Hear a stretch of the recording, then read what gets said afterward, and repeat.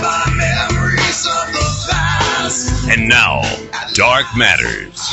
Here's Don Ecker. I hear it fading, I can't speak it.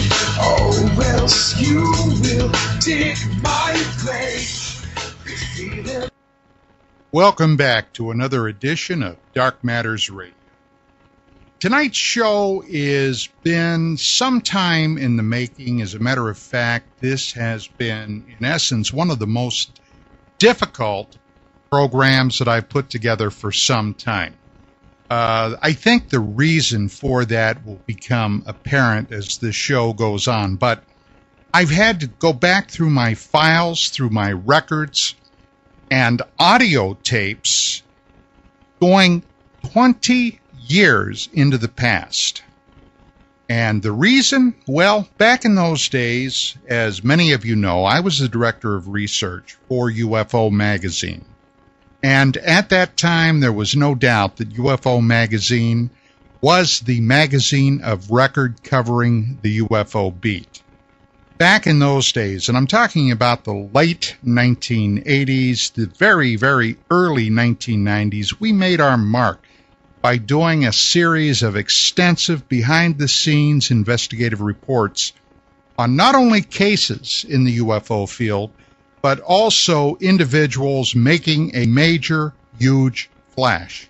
Now, tonight's show, we're going to be dealing with a guy that actually, in November of 2001, was killed in a shootout with the police in Ecker, Arizona, and after having shot a police officer in the head.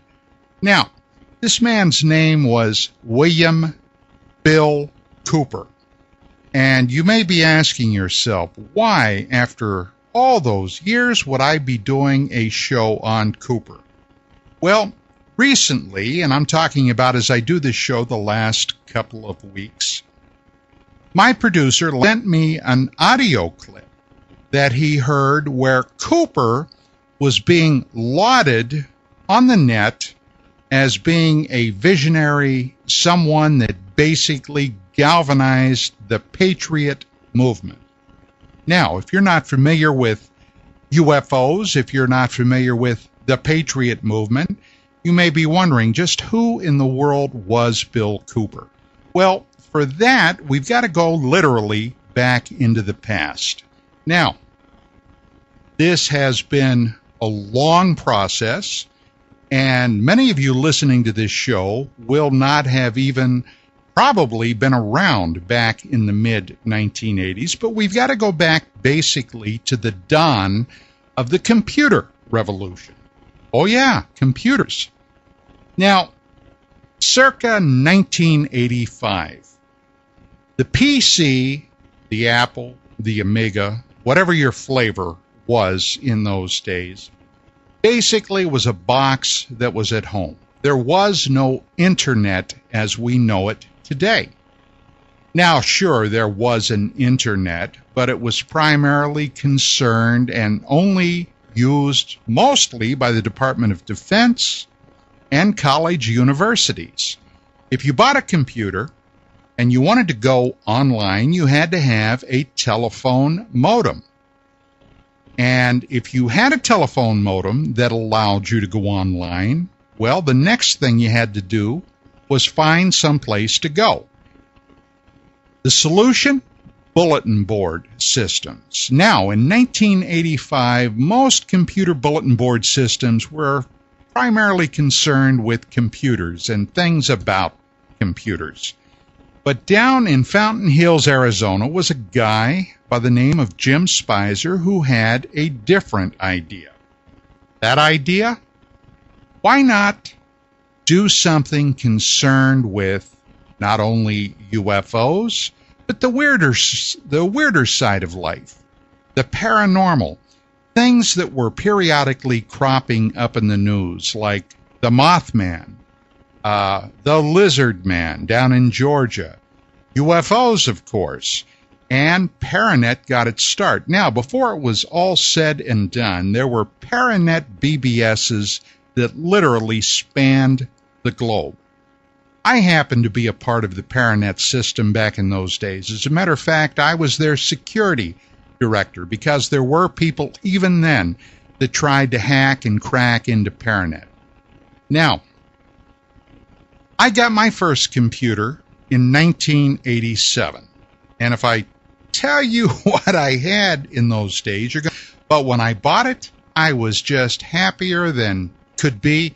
And even though, in hindsight, I recognized how I got taken for a ride, I had a system that allowed me to do quite a bit. Now, let me tell you about it. It was a Tandy, also known as Radio Shack computer, a 1000EX system. It had an 8088 CPU. It came stock with 256K of memory, and I put more in there until it reached the whopping total of about 384. I had a dot matrix printer. The computer itself was basically a keyboard with one internal floppy drive that took a 360K 5.25-inch floppy. But by the time I had it all tricked out, in 1987, early 1988, hey, I was going places. And I had a 300 baud modem. Now, if you're not sure what that is, look it up online. You're going to be shocked that I bought from Radio Shack to the tune of about $100. Now, even though there was no internet, there were pay-as-you-go services. And what I'm talking about primarily were services like CompuServe, later Delphi, and several others. I ended up going up on CompuServe with my 300 baud modem, costing me $6.40 an hour. And on one of my journeys up there, I stumbled over something called the Issues Forum.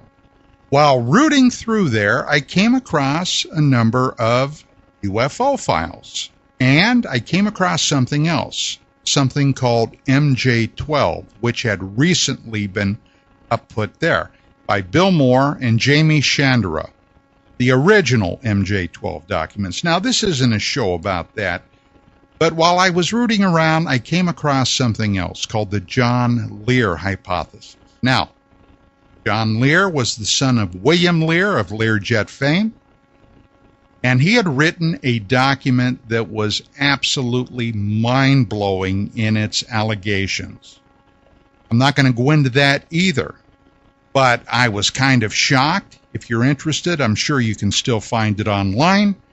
And I called John up. We spent a couple hours on the phone, and a week or so later, he UPS'd me a huge stack of documents, including a videotape. Now, reading through this stuff, which basically were documents that were supporting his hypothesis, I found out about Paranet. Paranet was the place that John Lear had first uploaded his document through Jim Spicer.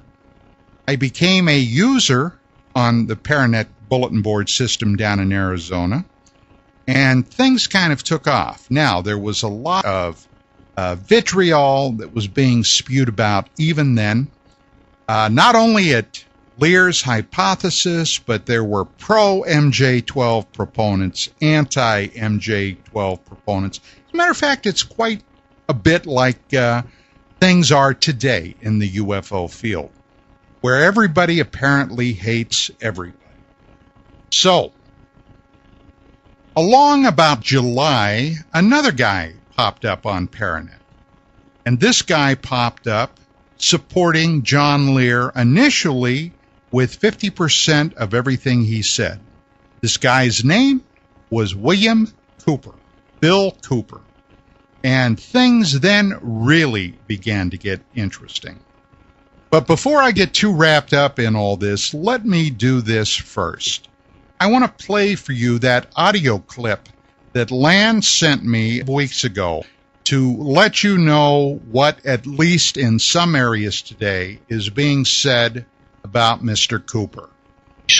About what's going on in America. They sow the seeds of discontent for the coming time when America is being led towards this path that we believe it's being led to. We believe America is being set up right now. It's being staged for an insurrection. Now, in just a few of the people that we've mentioned so far in this show, I want to point something out. Most of these hosts owe their existence to a man named William Cooper, who single-handedly blazed a trail which opened up investigations into various causes, including the abusive practices of government, the legality of tax laws within the United States, investigations into UFO phenomena, and the Illuminati higher-level Masonic conspiracy that Cooper, from his inside knowledge as a military intelligence agent, knew existed within the shadow government of the United States. Cooper pretty much single-handedly carved out an entire form of media that became underground shortwave radio that pulled in many of later practitioners, including many cheap imitators that even to this very day continue to masquerade under the banner of being heirs to William Cooper. Cooper's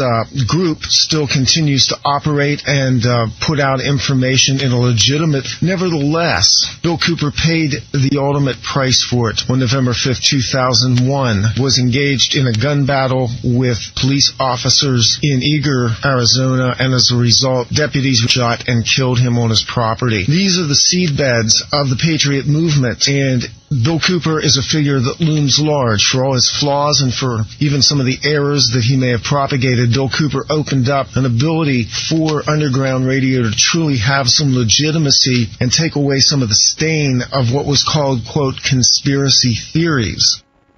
All right, we are back. Now look, we got to take a quick break.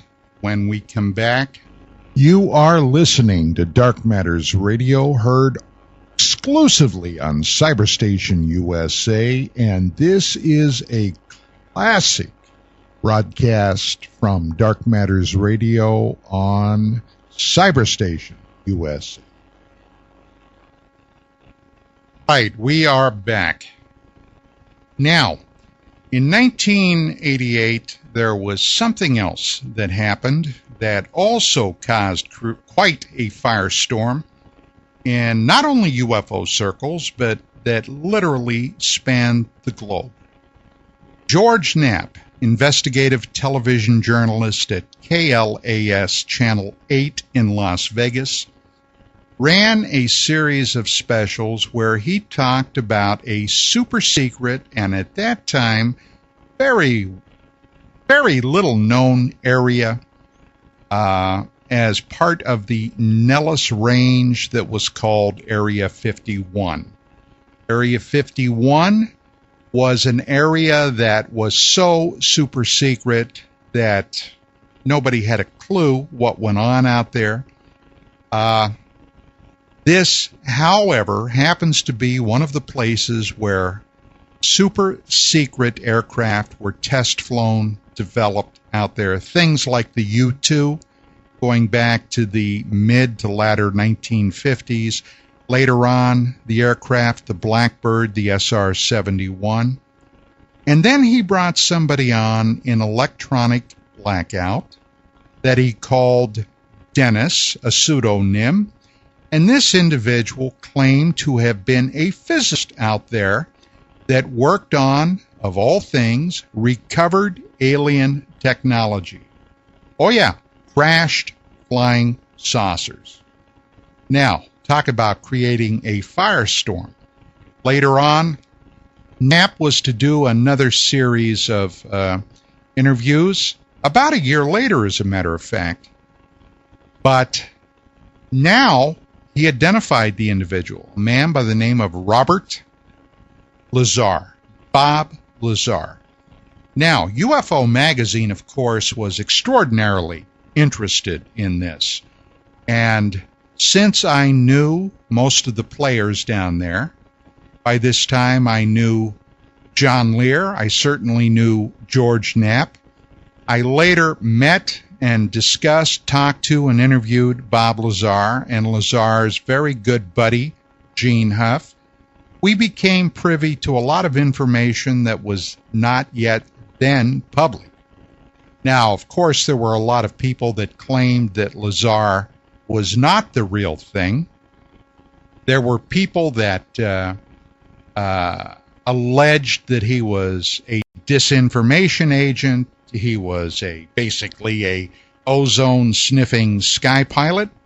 But the one thing about Lazar's story that always struck me as something that I couldn't explain was that unlike so many other people in the UFO field, his story never changed.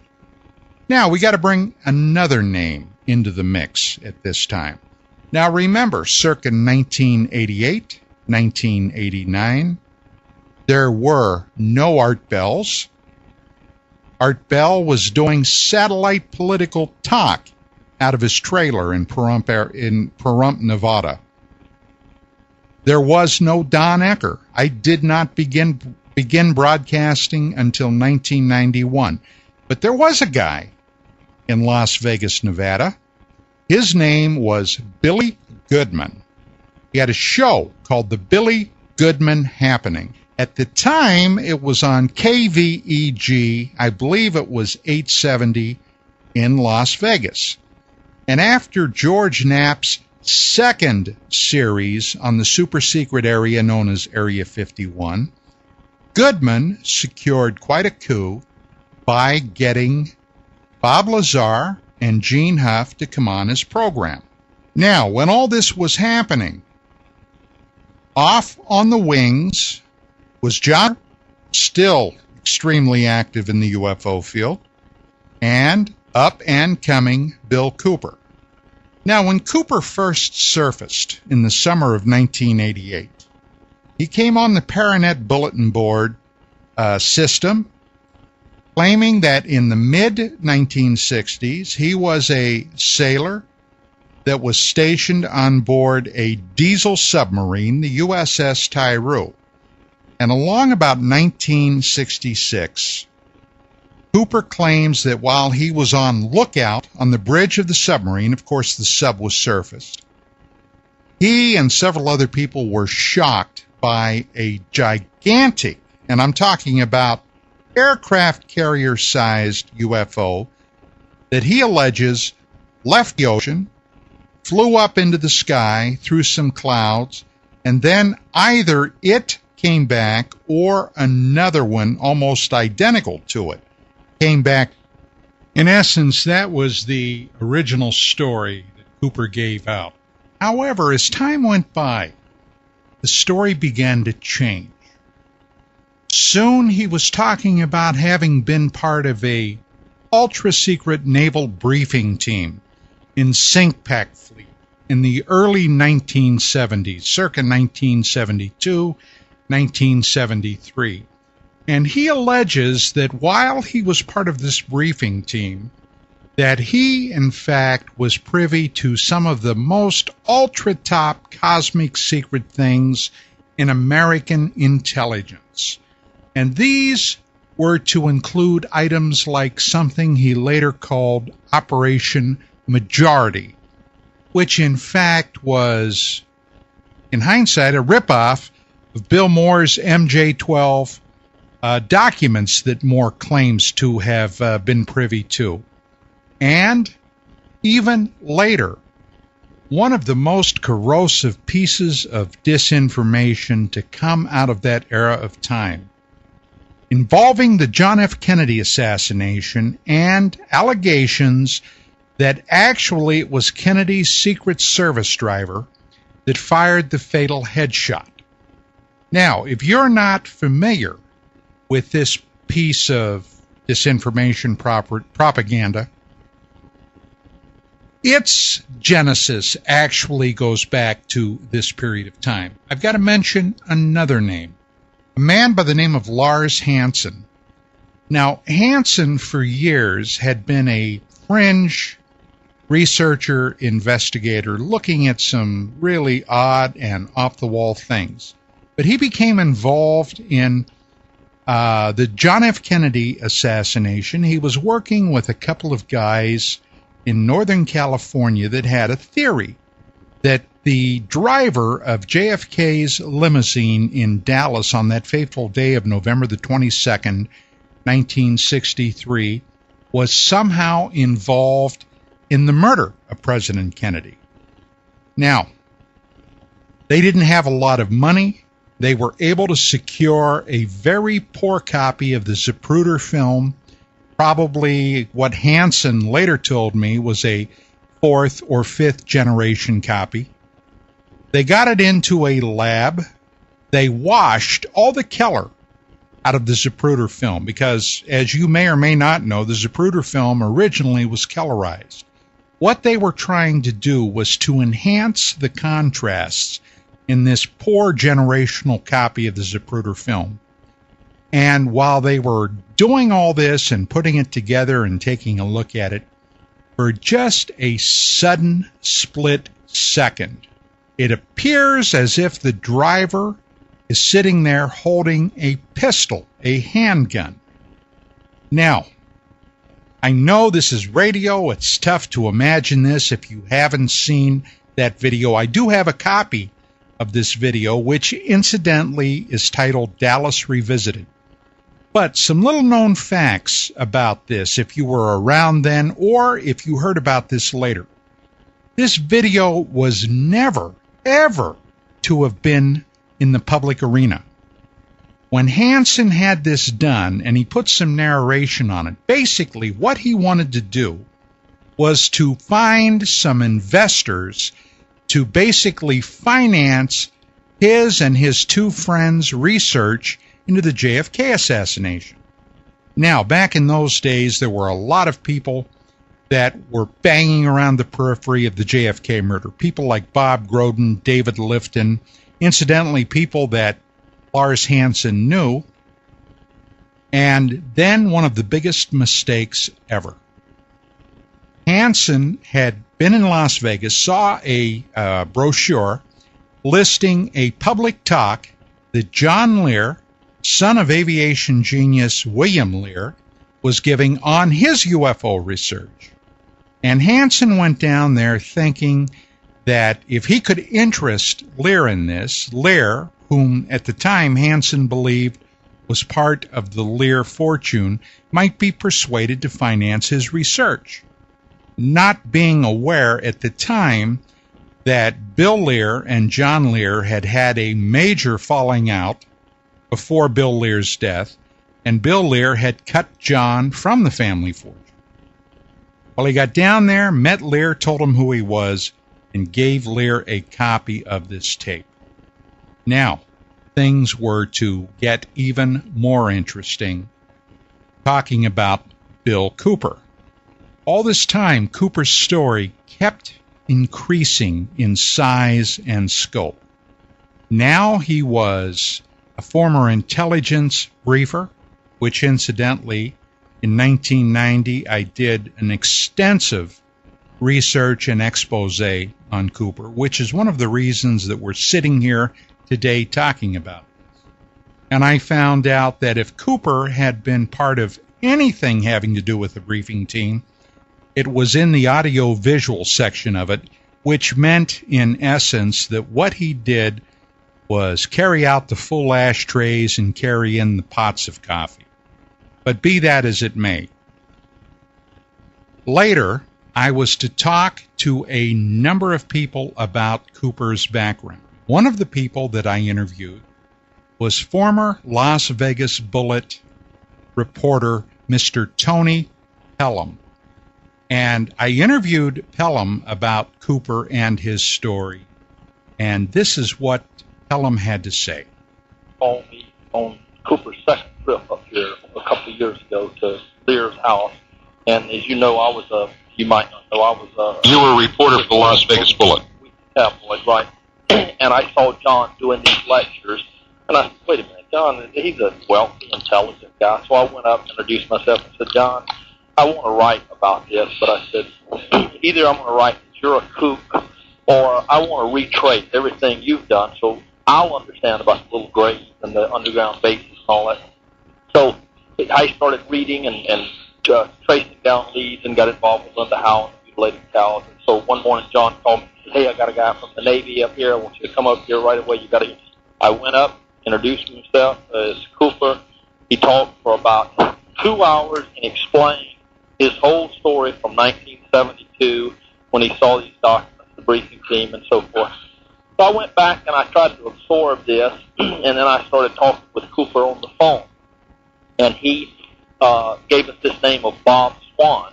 And Lear had been over to Hawaii since then, and he wasn't able to get a hold of this Bob Swan, but he said he was a building contractor over there. I kept calling until I finally got Bob Swan on the phone. And I introduced myself, and Swan concurred. He said, yeah, because I was Bill Cooper's closest friend in 72. It was the night of the eve of the wedding.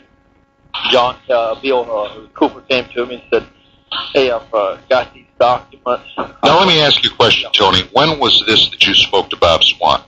Do you remember the ballpark date? Because I have a reason for asking this. Because have you seen Linda Howell's book, The Alien Harvest? Oh, Linda and I, see, I'm a mutilation researcher myself. Okay, well, what I was going to say was, it was, as soon as I got a hold of him, it was that following, and I told Linda, and I gave her his phone number, and she got a hold of him, and then that letter that Swan sent her, whatever that date is, it would have been about 2 to 3 months prior to that when I talked to him. So we're talking roughly September, October 1988.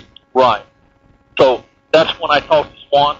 Swan, I was impressed. He was legit. He says, yeah, and he seemed to be a very successful building contractor over there, and he goes from island to island. And so I said, did you know? Yeah, he says, but Bill came to me with these documents. He said he had these documents. He was talking about the astronauts and the UFOs and that.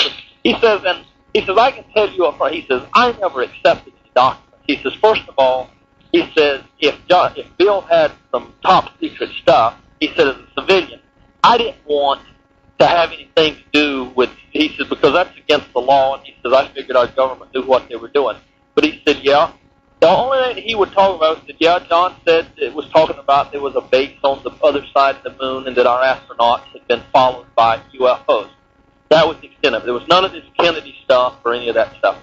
So I said, what did you do? He said, listen, I didn't get any documents. He says, John, Bill never gave me any documents. He said he had some papers there, but he says, I don't even know that I actually looked at them. He says, I just didn't want to be involved. He says, but Bill did seem to be very concerned about the whole thing. Now, wait a minute now, Tony. Let me make sure I get this straight, okay? I want to get this absolutely correct.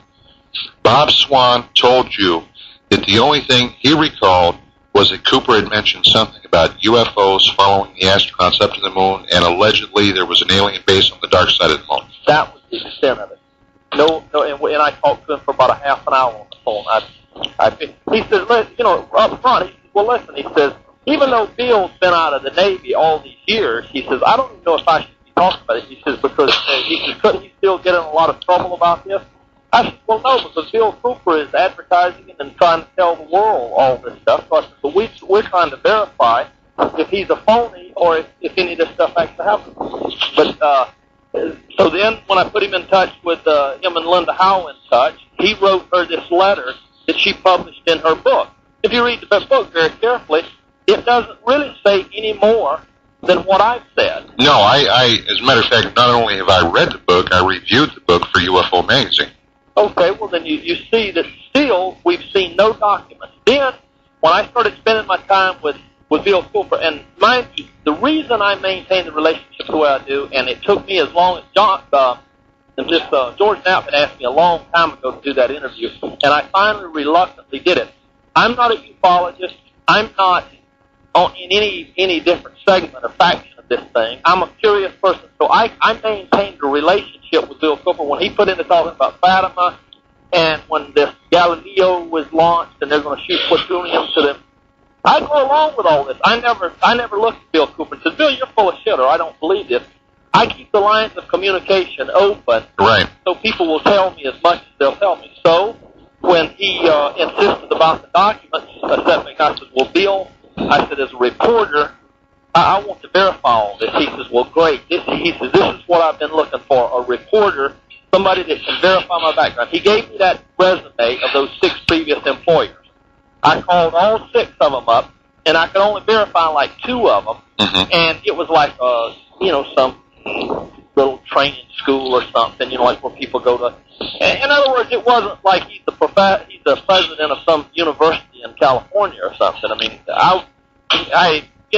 the people did remember him, and then after I told him I had checked with a couple of schools, he says, oh, by the way, he says, I was never really fired from any job because of my UFO involvement.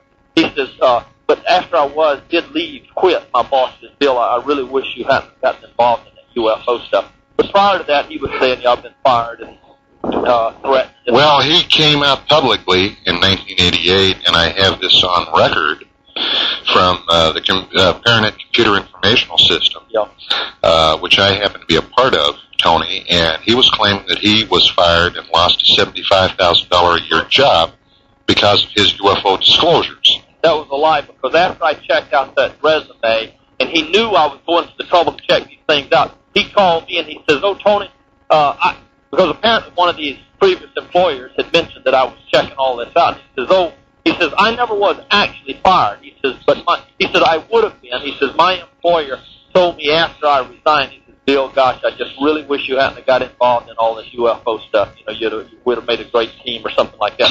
So when I hit the point about the documents, I said, okay, Bill, I said, explain to me. I said, I was in the Marine Corps, and I had security clearance, and I guarded Taylor's pistols, and I'm a little bit, and I was at Pearl Harbor, and I know a little bit about these things. I said, tell me this facility you worked in. Well, it was an office complex there at Pearl Harbor, and he worked the graveyard shift, him and another lieutenant. He was a chief petty officer, E6 or something. He said, but I was with a lieutenant. He worked the graveyard shift. He said, what I did after we did this briefing, and I saw all these documents and everything, I would wait until the lieutenant would go to lunch on his break, then I would go over to the file cabinet, open the file cabinet, and I said, this wasn't in a vault, it wasn't under lock and key or anything, you simply open the file cabinet. Right. Open the file cabinet, I would walk over to the Xerox machine, make Xerox copies of all the stuff, and I did this consistently on the night shift, and that's when I would take it out in my lunch pail or whatever. So then he had this stuff. I said, okay, great, this is extremely high top, above top secret stuff. Now you've stashed it in a secret place, and you want to make sure that you don't ever lose it, so you give Bob Swan some copies, and surely you ran off some other copies and you stashed them off at Grandma's house in the Louisiana or someplace. You put them in safe places. Well, I'd rather not talk about that, okay? All right, the set that you had, Bill, you've got them somewhere. I need to know, because if you're telling the world about it, when are you going to show it to? He says, that's the problem. I was living, I believe it was Anaheim, he said, we're living there in L.A., and he says, we had a storage garage. It was detached from the house. And he says, in the middle of one night, there was a mysterious fire, and it burned completely to the ground. I said, great, no problem. So the documents were destroyed. I said, now, Bill, I said, this is great. As a reporter, just simply give me the address. I'll check with the fire chief. No, I'm done. Too many people have been threatened. Too many people have been hurt. I'm not getting anyone else involved. I said, whoa, wait a minute, Bill. I'm simply going to check a date and an address to verify that there was a fire at that address. End story. No, I don't want to. I'm not going to do it, Tony. There went the problem. When someone tried to verify this extraordinary story, when someone tried to sit down and figure out what was really going on, suddenly Cooper would clam up. And it was great because it was, in a way, a self-fulfilling prophecy. Later on, of course, as more and more people began to try to check up on this extraordinary story, find out, is this guy for real or not? Suddenly, here we were, all agents of the secret government, trying to destroy Bill Cooper, who was trying to bring the truth to the American people, while he was wrapped up in the American flag and the Constitution of the United States. A lot more going on at that period of time. There were conflict and confusion over the MJ-12 documents, conflict and confusion over the John Lear paper, and of course that extraordinary story brought to us by George Knapp, investigative reporter from KLAS Channel 8 in Las Vegas, on that mysterious and enigmatic guy, Robert Lazar. Now, in November of 1989, Lazar went on the second series of specials where Knapp was talking about, among other things, Area 51, and Lazar went on using his own face, his own name, and told an extraordinary story about having been hired by EG&G in Las Vegas, which was a government contractor, flown out to Area 51, then bused to an even more secret site called Area S4, where Lazar claimed that he worked on recovered alien technology. In other words, ladies and gentlemen, a flying saucer. Now, this story reverberated literally all across the globe. KLAS received calls from people all across the entire planet wanting to get their hands on a copy of that story. Now, Billy Goodman, radio host for KVEG, was able to secure Lazar to come on his program along with his buddy Gene Huff, where Lazar once again talked about his story. And when Goodman threw open the lines, he started to receive a ton of phone calls. And sooner than later, sure enough, one call came in from Mr. William Bill Cooper, who told the world, hey, I checked this guy out through my intelligence sources, and he's the real McCoy. But why have me tell you about it? Hang on just a second, and I'll have Cooper tell you about it. How are you feeling tonight? Well, I'm feeling a little better. You can hear my voice still isn't right yet. I apologize to your listeners. Well, just don't get too close to the telephone. Oh, I'm breathing it right through the line. I just want to make a few comments, Billy. I really don't have any questions, but it pertains. I'd like to clear up a couple of misunderstandings here. Number one, I'd like to really thank Bob Lazar for coming forward. I have been talking to him over the last year, along with John Lear. We met in groups and privately, and the man has a wealth of information. I am tickled pink that he finally decided to come forward and use his real name because it helps all of us. And I thank you from the bottom of my heart, Bob. Oh, thanks, Bill. Number two is that Bob is giving the impression on the air that he's doing this for selfish reasons, and I know better than that. I know that when when I first spoke to him, he was really incensed and enraged that this technology was in our hands and was not being made available to the people, and that there was countless billions of dollars being spent in the normal sector that didn't know anything about this technology to try to develop the technology and come across with a unified field theory and all of these other things, and it was being wasted when it could be devoted to other things that might help humanity and might really help the human race.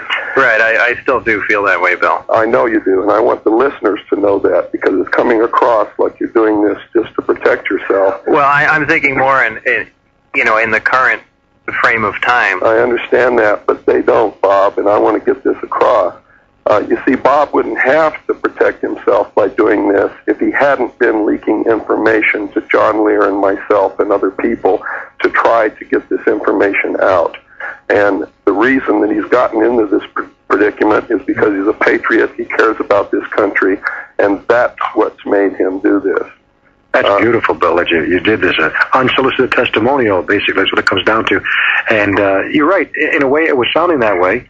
But also, he did, towards the end, mention the fact that he was hoping some of his compadres would come forward, too. Yes, and that's something else I need to address. But first, I'd like to say that I personally, and also Tony Pelham, and also the Channel 8 news staff, George Knapp, and several other people, John Lear, we have all investigated this man's background thoroughly because we didn't want to be sucked into a trap by the government.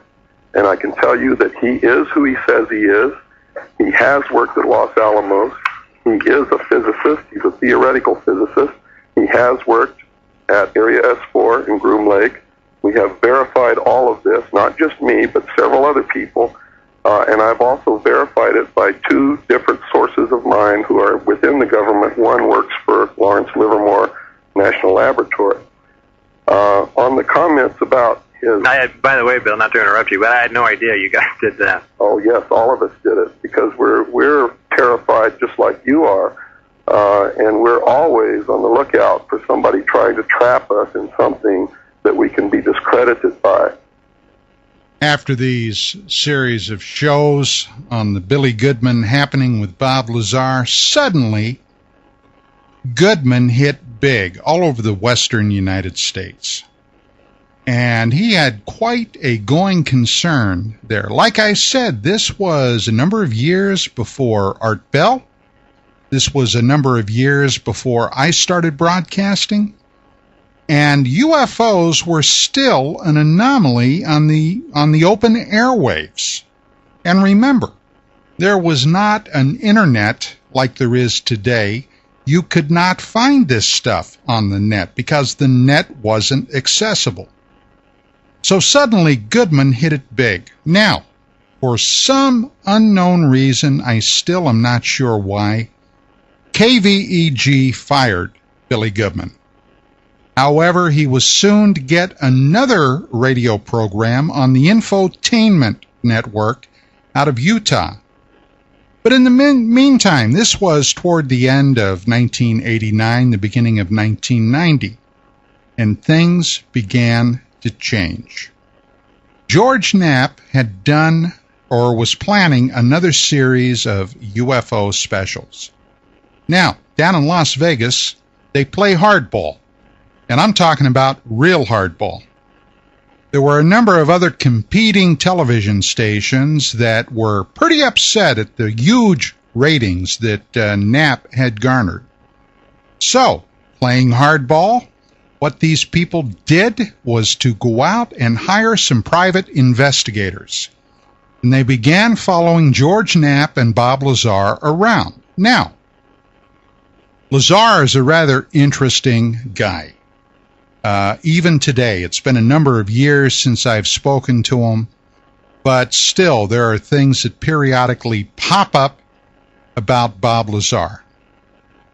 During this period of time, Lazar, after he had left his gig at S4, he had taken a number of people out to the Groom Mountains to watch a secret test of one of these objects, whatever they were, regardless of whether they were a genuine flying saucer from outer space or some type of ultra top secret government project.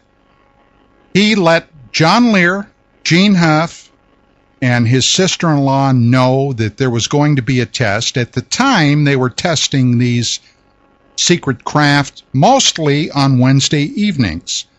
They all went out there. They saw a test of something darting around the mountains at unbelievable speeds, just a brilliant white blob of light. But when they got all done, later, as they were leaving, they got caught. They got stopped. And as a result, Lazar was busted. Now, he was taken in for a debriefing. He was, according to his own story, threatened at gunpoint. There were a lot of other things that happened, but Knapp was getting all of this on the TV show. And while they're following Knapp and Lazar around, Lazar was privy or knew a madam that had a house of ill repute in Las Vegas. Now, we're talking about Clark County. Now, prostitution is legal in the state of Nevada. However, Clark County, where Las Vegas is situated, it is not legal. And according to Knapp's reporting, Lazar had gone down at the request of this madam and had set up a computer and software and security system for her. So, Knapp found out that they were being followed and that this competing television station was going to run this report on Lazar going to a bordello. Well, Knapp did what any good, quick-thinking journalist would do, convinced Lazar to go on the air and preempt their story, which opened up a whole new can of worms. In the interim, Knapp had also gone to John Lear and several other people, including Cooper, and had interviewed them for his TV show. Now, during the course of this interview, Lear let out a story that I was to cover extensively in UFO magazine, about one of his documents known as the O.H. Krill document. Now, you've got to be a little familiar with the UFO history in this country to know where this originally came from. But back in the late 50s, Navy intelligence got their hands on what turned out to be probably one of the first channelers, a woman back east who claimed that she was in mental contact with an extraterrestrial being that she called Krill, C-R-Y-L-L. Later on, when John Lear was putting his paper together, along with another guy by the name of John Grace, another UFO researcher who at that time was still active duty Air Force, put together a document called the O.H. Krill document. The name Krill was kind of an inside joke about this early 1950s entity case, and the OH they pulled out of thin air. However, Bill Cooper was claiming that he read this document, the same document that John Grace and John Lear had just written a year or so before, in his secret Navy files back in the about 1972-73. Well, of course, that was patently impossible. Impossible. And Knapp pointed out this inconsistency on his TV show. Now, Cooper immediately went on the attack. He attacked Knapp, he attacked Lear, he attacked Lazar, and claimed that Bob Lazar had been arrested for having a drug lab. Now, anybody that knows Lazar knows that Lazar dabbled in jet cars, and he had a lab where he worked on these jet engines that he called his speed lab. Cooper took this speed lab reference and turned it into drug dealing. His modus operandi has always been, if you try to hurt me, I'm gonna hurt you first. And this is when I became involved, because quite frankly, I knew all these people. I had been watching Cooper. I had been watching the way Cooper's story had changed over a period of time. And I was one of the first people that was in contact with him when he first came out of the woodwork in the summer of 1988. Well, things were about to get a whole lot nastier. After I began doing my investigation, I started to interview a lot of the principals in this case. And of course, one of the first people that I interviewed was Bob Lazar. And Bob Lazar had some very interesting things to say about Milton William Cooper. So instead of me telling you about it, why don't I just have Lazar tell you about it?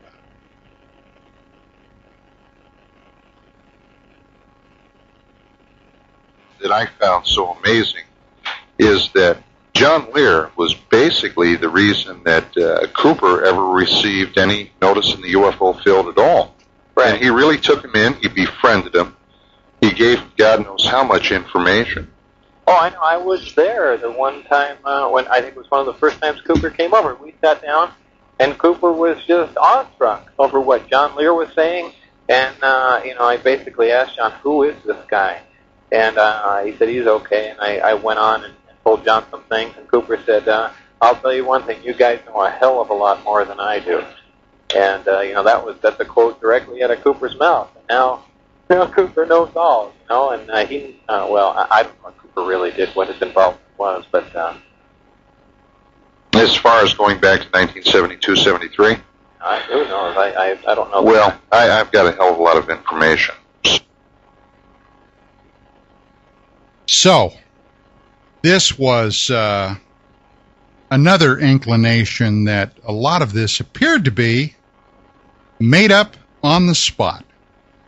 Now, the other thing that Cooper was really pushing then was the JFK assassination tape. Now, remember that in this tape, which was originally made by Lars Hansen, and it was never meant for public dissemination, Hansen had given a copy of this to Lear, thinking that Lear might be able to help finance his research. Cooper appropriated that.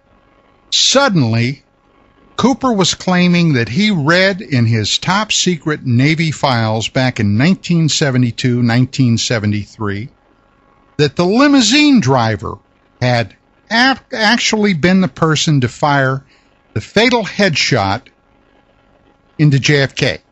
Now, originally on this tape, Cooper claimed that what the Secret Service agent was shooting was a .45 caliber handgun. Now, I'm quite familiar with firearms, with weapons, not only from my military service, but from my law enforcement service. And I'm here to tell you that if you have never fired a .45 automatic or seen one fired, it has extensive muzzle blast. Believe me, you can't miss it. But it's obvious on this videotape that there is no muzzle blast, which in hindsight makes sense because there's no gun. But when that became obvious to Cooper, suddenly Cooper started claiming that this was a secret CIA air gun firing a pellet loaded with shellfish toxin. Now, when Hansen discovered that Cooper was starting to hawk this at every venue he could for $25 and $30 a pop to buy a copy of this tape, he tried to get Cooper to stop. Cooper absolutely refused. I mean, when you talk about blatant, one thing you can't take away from William Cooper, he was the most blatant BS artist I have ever run into. But there was a radio host out here in Los Angeles at the time by the name of Tom Likas. And right before a major presentation that Cooper gave at Hollywood High School, Lars Hansen went on the Tom Likas show with Bill Cooper and debated him. And just to give you an idea of how Cooper handled these type of things, well, I'll have Lars Hansen and Cooper show you. Sir, I wasn't pushing this to the public. This was to get support and assistance from other researchers and from investors. That thing is discredited on its face. You talk about... Well, fine. That's why I'm not promoting it. That's why I'm not promoting it. That's why I haven't been promoting it. Well, then... I mean, you know, what kind of argument... fraud, because you're putting out a piece of garbage, and now you're backtracking. Sir, you put out a piece of black and white nonsense. Hey, look, we've already heard that, pal. I didn't put it out. I gave poor quality copies. That's all I had to work with at the time. The reason I made it was to get some backup and support. That's why I got in touch with Greitz, hoping that some of his associates, like Ross Perot, might be able to fund my getting hold of an excellent quality copy and having it digitally analyzed. That was the reason the thing was produced. If you did any research, you might have known that. That's why I haven't been promoting it or pushing it to the public. Okay? Well, Cooper's the guy that's doing it. Here's another discrepancy there, because you got that copy you had directly from Grodin, who, according to you, has the best copy in the world. I did you not told me that yourself. No, I did not, Oh, Bill. yes, you did. I got that copy in 8 Oh, millimeter. yes, I have you the did. man who gave it to me, a Super 8 millimeter copy from David Evans, okay, in Northern California. You told me you got your copy directly from Bob Grodin. No, and I Bob did Grodin not. is the man you cite as your hero and the best researcher and expert on the field. He knows the a lot man more who about it lied than you to the Senate committee about William Greer not taking his hands off the wheel, which people are going to be able to see he's not the on only- August the 19th at Hollywood High School, I guarantee you. And they'll make up their own mind. And when they see that, your credibility is going to be down in the bottom of the pit. Bill, my whole point was to get to the truth about the issue of who We're did going to it. get to it, but the people are going to decide the truth, not you, Lars Hansen. Okay, They're well, going to see fine. for themselves. I'm not trying to stop it, Bill. Long before... Oh, yes, you are. You're doing everything you can to stop it, but you won't. The American people Bill, are going to see that film, and they're going to know who killed their president. Long before you ever latched onto this subject, Bill, I made the tape and began the research. A year before you went public and said you saw it in the documents, I had already researched it and contacted people like Colonel Bo Greitz and John Lear. And we're telling people that William Greer shot President Kennedy, and now you're backpedaling and saying somebody proved that he didn't. Show us the proof. No, Where's the proof that Greer didn't shoot the president? Well, it's on. You've said right here that it's been proven. Show us the proof. Where's the proof? How am I going to show you? You're trying to keep the American people from knowing who shot the president. You said it yourself. That's BS. Tom, did he say it or not? He said it was proven that Greer didn't shoot the president. What I am trying to do is get people to understand that tape does not constitute absolute proof. Okay? All right, we'll continue this conversation. Notice the bully boy tactics, the screaming over Hansen. I knew back in those days that this was a discredited piece of video footage. Here's the bottom line story on what people were actually seeing, and it wasn't a gun. You got to remember the time that this video or this film was shot. Dallas, Texas, November 1963. And what did men use on their hair? Well, that greasy kid stuff like Brill cream. And the bottom line was when they washed the Keller out of the film, there was a reflection off of the Secret Service driver's head, or the Secret Service passenger's head, and it's literally just a split second that it does in fact look like there's an object pointing at Kennedy. And as it turns out, this was the exact moment that Kennedy was in fact shot in the head. Probably, my own opinion now, probably from the grassy knoll.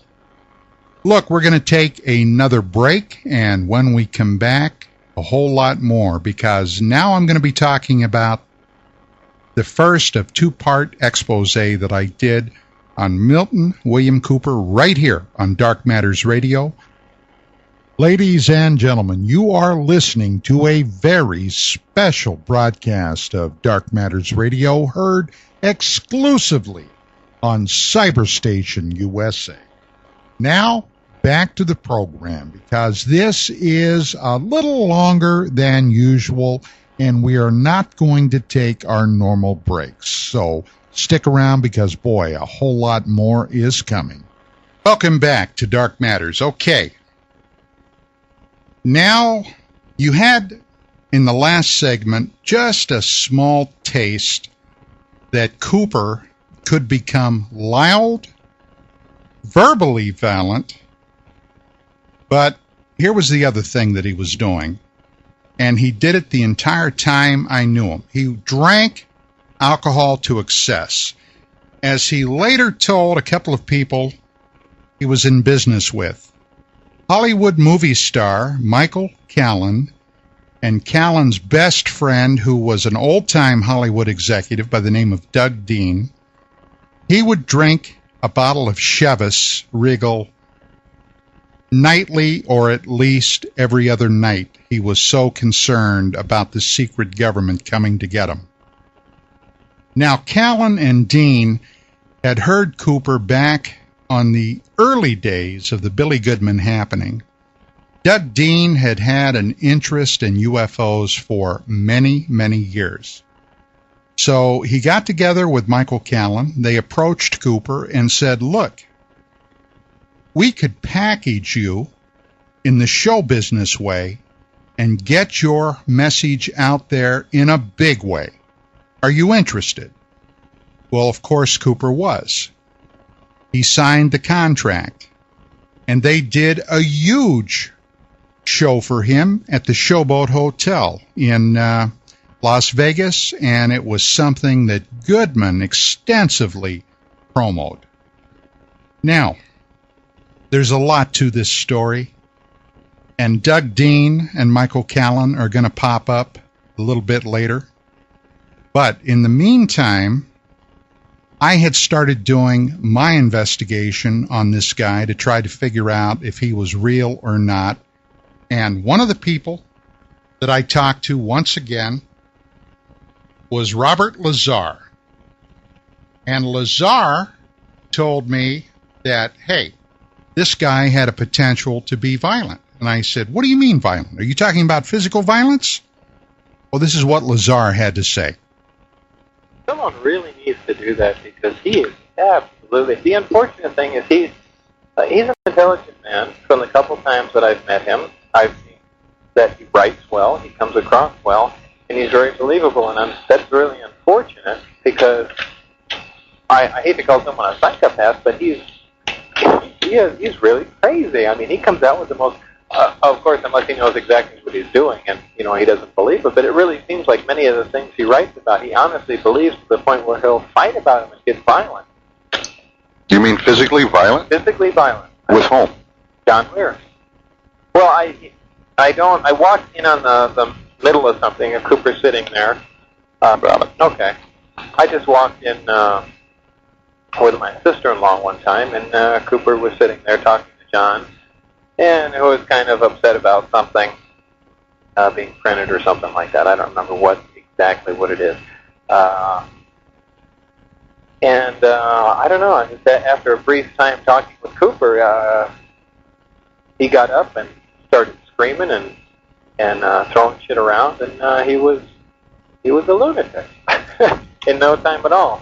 Granted, he was drinking a lot, and there again, both times I met him, he always has some liquor connected to him, not beer or something like that, but always drinking some sort of hard liquor. So I've never seen him in a completely sober state. And I had some dealings with Cooper when he was liquored up. Here was a guy that when he felt you wronged him, would wait until the middle of the night, start drinking. The more he drank, the angrier he'd get, and he would start leaving phone messages on your answering machine. Now, of course, the guy who really was instrumental in bringing Cooper out to the public initially was none other than John Lear. Lear was the guy that had the first real dealings with him through the old Paranet system. But I'll let Lear tell you about it. I became interested in UFOs. Prior to that time, although I'd heard about them and heard many stories, I didn't have a personal interest in it. A friend of mine who was a Raven, those were the U.S. pilots that flew directly for the U.S. ambassador in Laos. One of them, who I had known fairly well over there, retired and came to Nellis Air Force Base in 1985. He called up, came over, and we were starting to talk about old times. When he mentioned, I asked him where all he'd been based since I'd last seen him. And one of the bases he mentioned was Bentwaters. Bentwaters is a United States Air Force base about 70 miles north of London.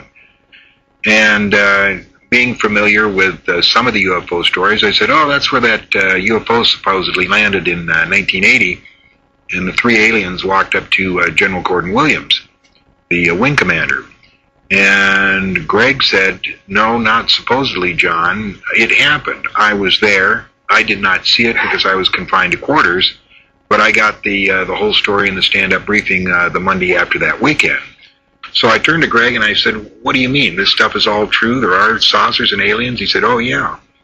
And I got to thinking, boy, there's been a lot going on that I don't know about. And the bottom line of which is I found that, yes, they do exist, and things are going on in this country that the public has absolutely no idea. The most important thing is that there is a secret government. It is called MJ-12. I have 5 very good sources for that information, one of which is probably the most respected U.S. general. He is currently still alive, but been retired for many years, who said that MJ-12 did exist, but he could not tell me any more about it. As soon as this general passes on, which should be in the next 2 or 3 years, unfortunately because of his ill health, I will reveal his name. In 1987, I was working a computer network called Pyranet in Phoenix, Arizona, out of my home in Las Vegas, and making certain statements about aliens and the secret government, to which I was the subject of a great deal of ridicule. On the computer board came a person named Bill Cooper, who made the statement that while I cannot back up all of Lear's allegations, I can certainly back up at least 50% of them, because I was aware of this information while with the Navy in 1972. John, just to clarify, The summer of '88 that I was working that computer network out of Phoenix, and Bill Cooper had come online and said, well, I can't verify all of Lear's information, at least 50% of it is true, based on my involvement with the subject in the Navy in 1972. When Bill began to support me, I began sending him information and copies of documents which I had. Specifically, in August or September, I sent him a Federal Express package which contained a copy of literally everything that I had gotten as far as information on UFOs and the secret government.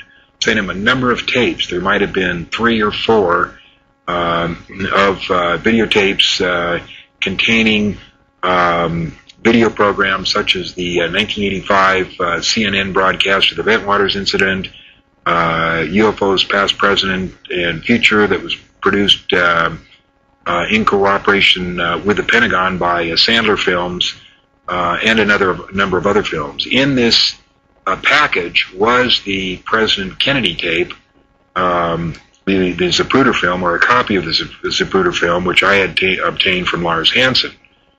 So that would have been September or October of 1988. When I sent that to Bill, I don't recall exactly what he said about the theory that Greer shot the president, other than to say that it was interesting. The first time that I heard Bill really come out and say anything definitive about that particular sequence was in an April or May show called On the Record with George Knapp here in Las Vegas, in which George Knapp, in which I showed the tape and made the allegation that it was a possibility that Greer shot the president. George turned to Bill and said, did you hear anything about this when you were in the Navy? Bill Cooper said, no, I didn't hear anything about it. I read about it, and I was startled because I had never heard Bill say anything so positive about the Greer shooting. And that was the first time I'd heard him come out so positive about it. Well, as it appears, as things would pop up, Cooper appropriated them. I saw him do this time and time again. And he was getting more and more airtime on the Billy Goodman happening. Now, remember, earlier in the show, one of the names that popped up in connection with checking out Bill Cooper was former Las Vegas Bullet reporter Tony Pelham. Now, while I was interviewing Tony, the subject of Billy Goodman and his radio show popped up. Tony told me about a time that Goodman had called him up because, according to Bill Cooper, what Cooper told Goodman, Pelham could verify everything that he had to say about his background. But why have me tell you about it? I'll have Pelham tell you. But the guy's not, he's fairly sharp, because I know he's making a living out of this thing. I mean, he's making some money somehow, isn't he? Oh, my God, yeah, he's making money. Showboat, he come up here and... 700 people were up there? Billy Goodman called me right before that. I don't know if Bill had told him, but Billy Goodman didn't remember me when he was trying to sell me on Elvis is Alive and Well a few years ago in Vegas. And he says, oh, I need you to go on to my talk show tonight. He said, I understand you can verify Bill Cooper. And I started telling him basically like what I've been saying. Oh, no. No, well, we believe Bill Cooper. We can't have you on the show. Well, the bottom line was Goodman saw Cooper as a big draw to his radio show. And, of course, what do radio shows do? They sell advertising. No big surprise. So, later on that summer of 1990, part 1 of my expose ran in UFO magazine. The volume was volume 5, issue number 4. A month and a half after that, the second part of my expose on Cooper ran in volume 5, number 5. Now, immediately upon part 1 running, we received one day a certified letter. I looked at the letter. On the letter was a name I had never seen before, so I opened the letter up, signed for it, opened it up, and it was a letter from Bill Cooper demanding that we retract everything, or his lawyer is going to file suit on a contingency basis. I have nothing to lose. Go for it. Well, he answered that letter in the pages of UFO magazine and said, well, you know, the best defense against libel is the truth. And we are backing up everything that was in that article. So if you want to sue, buddy, you're just going to have to sue. Well, that was the last we ever heard of it. But Cooper, in the interim, had begun publishing a small newsletter called the Kaji Newsletter. And suddenly, along with George Knapp, John Lear, Bob Lazar, Whitley Strieber, Stanton Friedman, Bill Moore, Jamie Chandra, we were now being named as secret agents of the secret government. Well, this is all part and parcel of the publishing game. You can't please everybody. So part 2 ran. Along comes September 1990. And on the evening of September the 26th and the early morning hours of September 27th, I got a phone call. It was late at night. I hadn't gone to bed yet, but I was watching TV or something. I answered the phone. Hello? It was somebody I knew, and they said, Don, are you listening to Billy Goodman? And I said, no. Why? Bill Cooper is on there, and boy, is he tearing you and Vicky up. So I said, okay, thanks. So I turned on the radio, and sure enough, Cooper was on there, and he was tearing us up. But look, before we get into that part of the story, I'm going to take another little break, and when we come back, more of Dark Matters Radio. You are listening to Dark Matters Radio on Cyberstation USA. Now, because of the special nature of tonight's broadcast, we are not adhering to our normal series of breaks and telephone calls and emails. But we'll be back tomorrow night with a regularly scheduled live program. In the meantime, sit back and enjoy this historical gem. Welcome back to Dark Matters Radio. Now, later on, a friend of mine sent me an audio tape of the entire show because, quite frankly, I came in the latter part of the show, like an hour before it was going off the air. I reviewed the tape, of course, and for years it's been sitting in my records. But when I was getting ready to do this show, I went through literally dozens and dozens of audio tapes looking for the appropriate quotes that I needed for this story. And finally I came across this. Now, in retrospect, this particular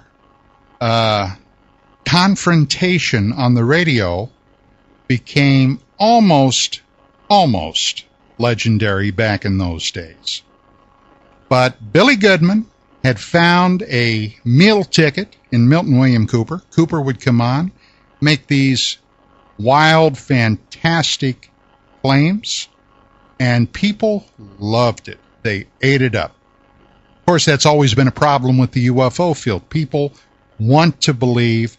They want to believe in lieu of doing actual research to find out what the real facts are. But that's just for another day. Let me play some of this this Billy Goodman show, and you can have an idea of what was happening. All right, here we go. Billy Goodman. spiritual happening anywhere in the entire universe. And as the theme song says, we'll be talking UFOs and conspiracies and much, much more with our guest upcoming very, very shortly. Our guest will be Bill Cooper. Bill Cooper, who believes we're heading for a one-world government. Bill Cooper, who had the privilege of looking at some top secret papers at one time.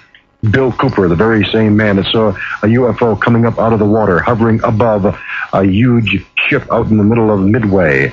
And a bunch of other people saw it but denied it, but he says he saw it and he does not deny it. Bill Cooper, a man who has been attacked by just about every member of the UFO community, but a man who stands up for what he has been saying right along. And Bill Cooper is a man that has been telling a story, and a story that sometimes is hard to believe.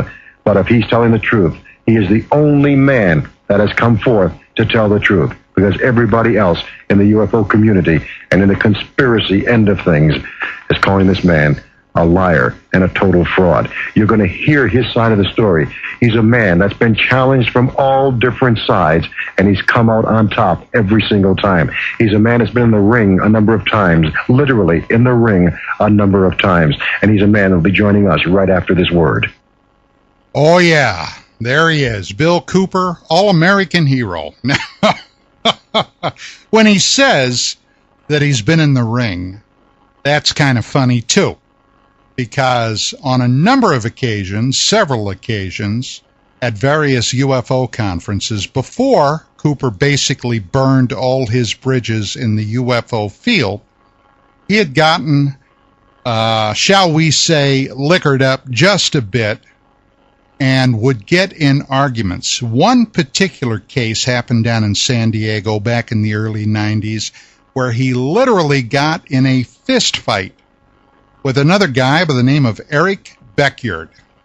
Oh yes, this Cooper was quite a character, but his main raison d'etre was the Zapruder film. By now, most of the UFO stuff he was kind of hedging on.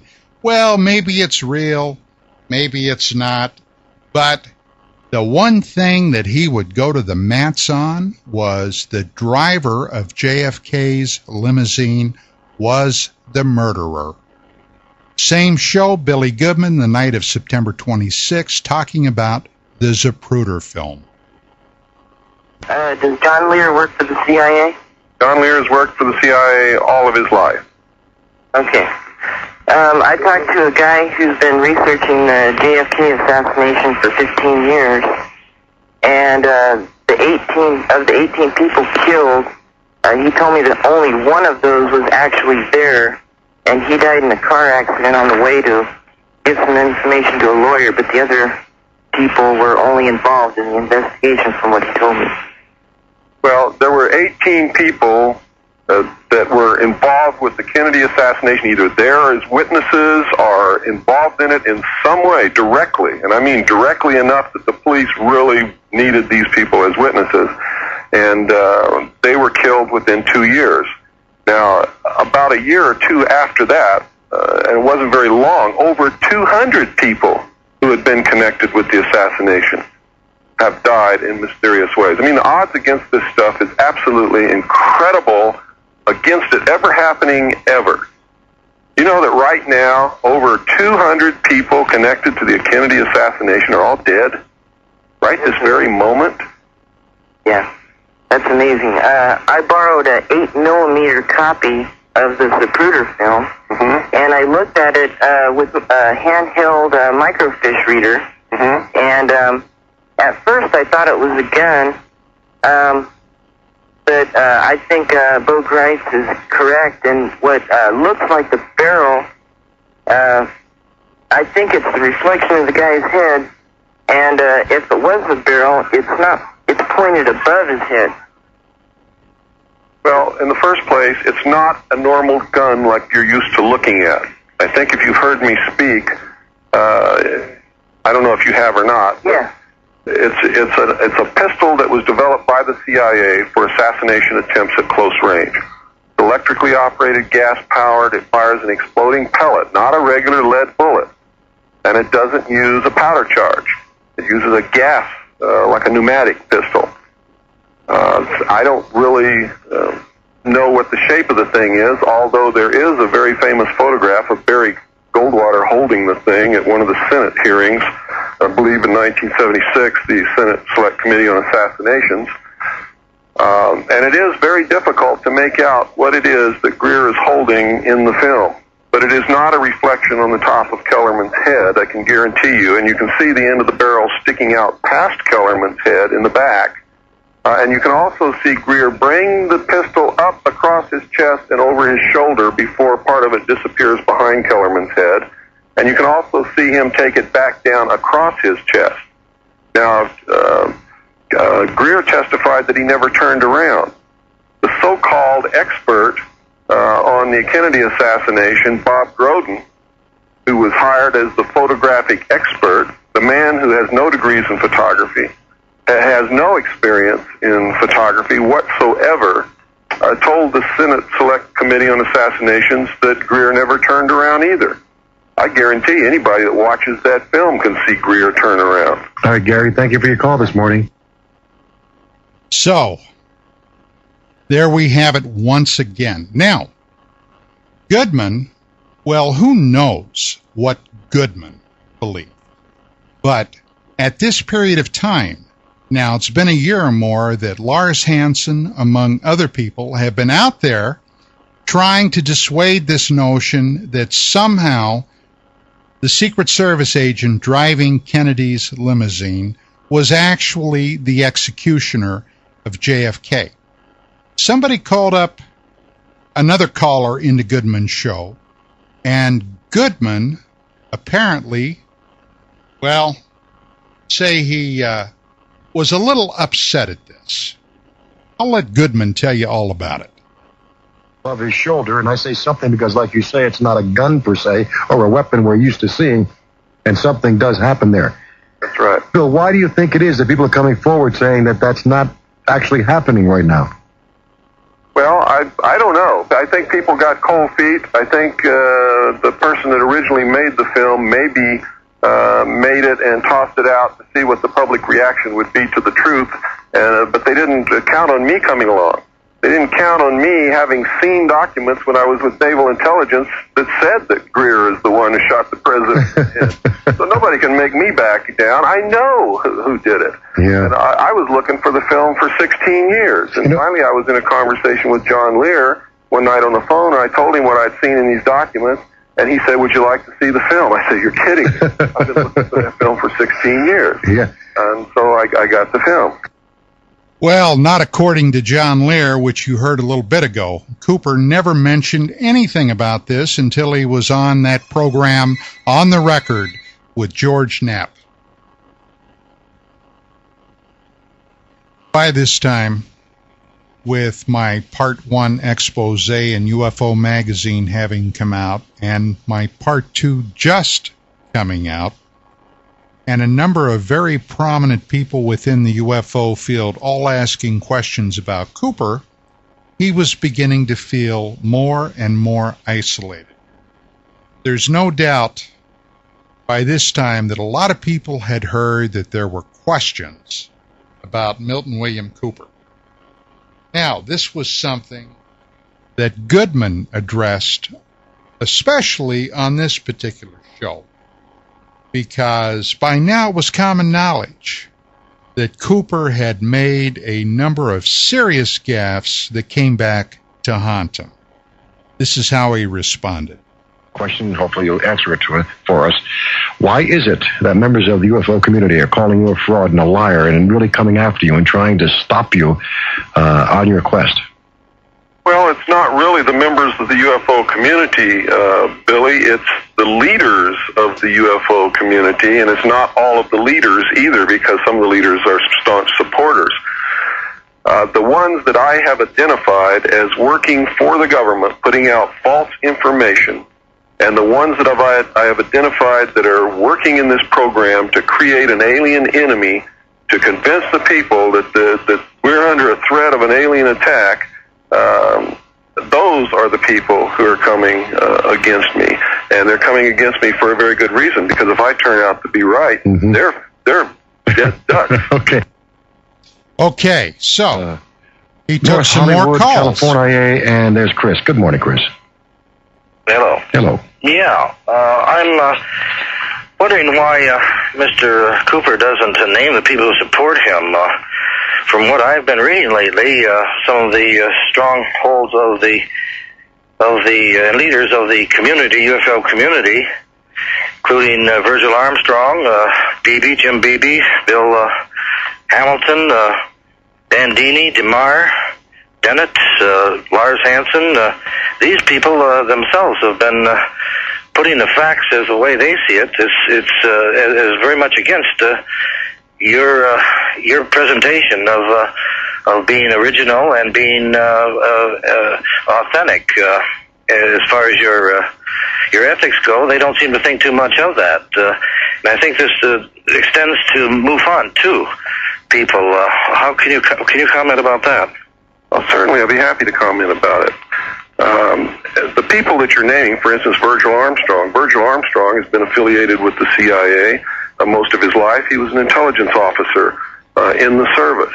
Weren't you in the intelligence in the service? I was. That's right. But I was never with the CIA, and I also was not an officer. You understand? Well, I don't know. There's a big difference, and for people in the military, they know what that difference is. You see, there's rules and regulations that say you can't talk about this stuff. You can't talk about it, okay? Now, an officer is held to that until his dying day, because an officer is never really out, even though he retires. An officer can be called back at any time. He's still an officer.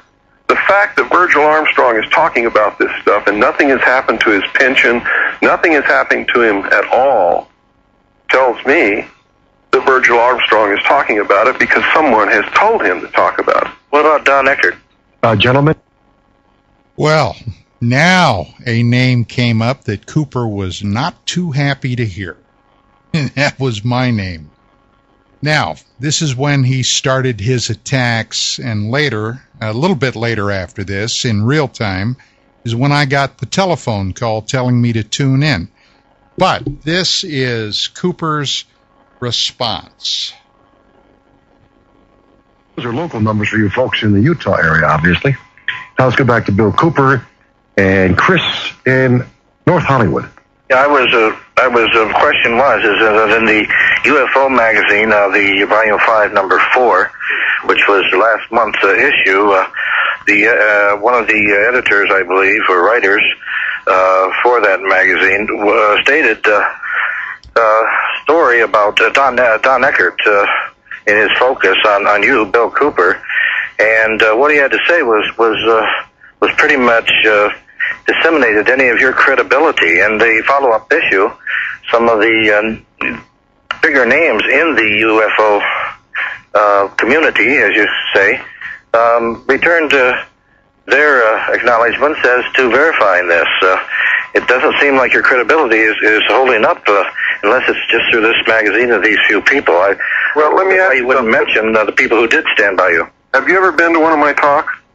No, I haven't. I've heard lectures that you've... Until you've been to one of my talks, you don't know anything about my credibility. You just I'm not stating that. People are telling you. These other people seem to know about that, and that's what I'm asking for. No, they don't. What they're doing is they're writing their opinion. Well, the opinions that I'm stating is that they don't think too much of you. And what I'm trying to tell you is if you're basing your opinion on them instead of finding out for yourself... I haven't given you my opinion, sir. I've given you what they said roughly, and the answers that they've gotten from that initial story. So, I mean, don't attack me, attack them. I'm not attacking you. I made a statement. Let me tell you about what happened with UFO Magazine so that you'll get the credibility where it belongs. Please, thank you.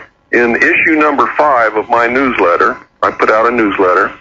In issue number 5, I tied a connection with Vicki Cooper, who is the editor of UFO Magazine, directly to the CIA.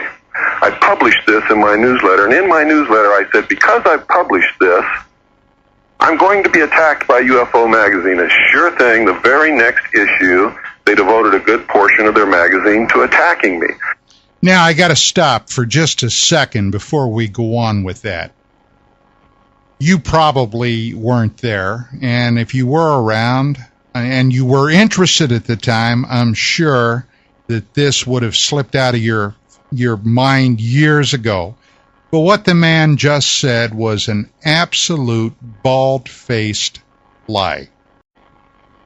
We never, number one, we didn't attack him. What we did was point out the inconsistency after inconsistency and his outright plagiarisms and his outright lying about various aspects of his story. And if you remember back a little bit ago, I mentioned the O.H. Krill document that Cooper claimed he saw in 1972-73, which would have been virtually, absolutely impossible because it had not even been written until about 1987, 1988 by John Lear and John Grace. But what this guy did was appropriate things into his story as time went along. Now, UFO magazine in 1980, well, when it started in 1986, 1987, anybody that was aware of the publication would have laughed at the assertion that we were begun by the CIA as a tool to disinform the UFO community. There were, at tops at that time, 3 people, myself, Vicky, and Vicky's partner, Sherry Stark, doing this magazine. I mean, this is just outlandish. But anyway, let's go back and hear this maniac. Previously in their magazine, they had never once written anything about me or anything that I have ever said. In the attack, they never wrote anything that I'm trying to get across to the American people. They just attempted a character assassination. Now, this is the attack she has made on Vicky. statements to many, many people that she doesn't believe in UFOs. She has made statements to many, many people, and I can prove that in writing, that her magazine is controlled by the CIA. She's made statements to many, many people that all of the leaders in the UFO field are government agents. She has no interest whatsoever in UFOs. She publishes articles that supposedly give out official government information that's been leaked, but it's always printed under an assumed name, and I think the name is Nielsen. All kinds of weird things with that magazine, but there is a definite CIA connection with Vicky Cooper and UFO magazine to the CIA. So, there you have it from Bill Cooper himself. Hey, we're going to take another quick break. This is a special edition of Dark Matters Radio, heard exclusively on Cyberstation USA. Now, back to the program. Okay, we are back. Now, in the last part, if you've been paying attention, you'll know that I was at home, minding my own business, late at night on the evening of September 26th and the early morning hours, September 27th, 1990. I get a phone call, and somebody says, "Don, have you been listening to the Billy Goodman Show?" And I said, "No." So I ended up tuning in, and I heard Mr. Cooper. Well, immediately, I grabbed my trusty telephone. I knew Goodman's call-in number, and I began calling in. And sure enough, lo and behold, I got his producer on the phone. And I told him, I said, "Hey, guy, this is Don Ecker from UFO Magazine. Now, I understand my name's been bandied about quite a bit this evening. So here's Billy's choice. He can put me on the air right now, or tomorrow morning, our attorneys will be giving Billy a call." Well, needless to say, the producer went in, told Billy I was on the show, that I was on the phone, and sure enough, he told the audience, and then he started pumping it for the classic showdown. Right here on the Billy Goodman Happening. You're saying that's Don from UFO Magazine, Roger? My producer says that Don Eckert from UFO Magazine has called in. He is on a line, and he'd love to address you this morning. I think it's only fair that you should know that ahead of time. Are you ready for him? I'm always ready for Mr. Pecker. No, Mr. Eckert. Mr. Eckert. Easy, Bill. We're on national radio here. You can see what a classy guy Cooper was. Hey, I can't be easy. That man's an Yeah, but you can't. I chop enemies to pieces. I know, but you can't say things like that on the radio. You affect our situation. Anything wrong, Billy? Oh, you didn't? No. Oh. And there we go. Billy Goodman, the buffoon, and Cooper's shill. His meal ticket. Come on. Okay, maybe you're right. Maybe I misinterpreted what you said and the double entendre meaning or something. I'm not quite sure myself. Oh yeah. So anyway, we get on the show, and Billy brings me on the air. Boy, I had a lot to say. I didn't have all that much time to say it, so I wanted to make sure that those things that I did have to say, I got out. Because here's a little something that you're not aware of, but prior to Goodman being fired from his gig at KVEG, when he was still down in Las Vegas, before he started doing a show which was based out of Utah, Cooper had come on there when our first part 1 of the expose ran and really attacked us. I had called Goodman up, and I got him on the phone. And I demanded to come on the air and debate Cooper. Now, this is going to be important because later on, this little fact is going to pop up. And lo and behold, Goodman said he was going to bring me on so I could debate Cooper out of Vegas, and he got fired from his gig. So now, we're in Utah, okay? Or it's coming out of Utah. And here was me coming on the air. Saying many things over the years, and now Don Eckert has done some research and some investigations, and he's claiming that Bill Cooper is a fraud and a liar. And Bill Cooper is ready to defend himself and to say exactly what he thinks of Don Eckert and back and forth, so you don't want to miss it. It will be an interesting exchange. Don Eckert, good morning, gentlemen. Yeah, good morning, Billy. How you doing? I'm doing quite all right. How about yourself, sir? I'm doing fine. First off, I would like to say that I hope that I'm going to be able to make my statement without either being interrupted by Mr. Cooper or yourself. The last couple of times that I've been on the air with Cooper, it seems like I always get cut off before I have a chance to say what I have to say. Okay. Poor little thing. Okay, how much time do you need, Don, and we'll let you go for it. Well, I'd like to have at least 4 or 5 minutes. Okay, and then we'll let Bill Cooper respond for that, and then we'll take a break. Go for it. Okay, number one, we started doing an investigation on Cooper back in April of this year when he came out with one of his cadgy newsletters slandering a number of people in the field, to and include John Lear and Bob Lazar. Now, Bob Lazar, as some of your listeners I'm sure are aware, is purportedly a physicist that had been employed at a super-secret government installation at Nellis Air Force Base at Area 51S4. Now, according to the information that came out at that time, and as a matter of fact, Lazar had been a guest on your happening when you were broadcasting out of Las Vegas.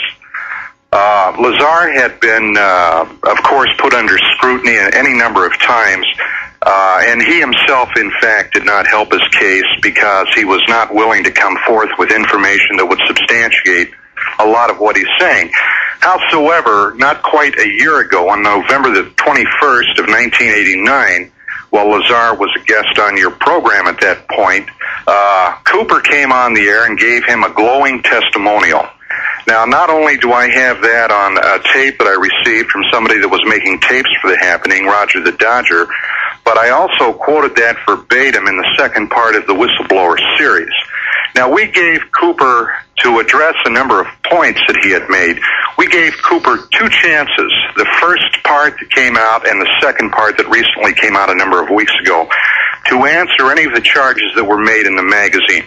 Cooper has never, ever contacted us with any information or anything to refute any of the allegations on the investigation that I made on him. Now, we did receive one letter from Cooper. Actually, he had the name of his wife on the return address. I think he was afraid that we wouldn't sign for it if we saw Cooper's name on it, a registered letter that stated that if we did not do a complete, full retraction on our Part 1 story on the whistleblowers, that he was going to initiate a legal suit.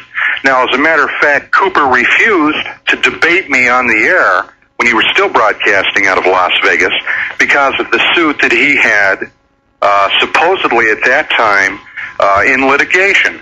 Now, we have never heard anything from anyone about any legal suit. Number one, Cooper knows he doesn't have a leg to stand on, and he also knows that everything that is in both of those stories can be substantiated. Now, there are too many points to go into on the condition of what Mr. Cooper is about, but let me preface it by saying, number one, I have never called Cooper a liar or a fraud per se. I have indicated it, and he's certainly borne that out, but I've never came out and stated, nor has the magazine, that Cooper is a liar and a fraud. Now, if anybody is interested, perhaps they could tell me, does anyone know at this point if Mr. Cooper has grown a beard? Okay, are you finished now? No, not quite. Okay, just let me know, and then Bill is right there, and he can respond to everything you're saying. Okay, because if he hasn't grown a beard yet, I guess we have to continue to call him a bald-faced liar, because the man would not know the truth if, in fact, it did come up and bite him on the derriere.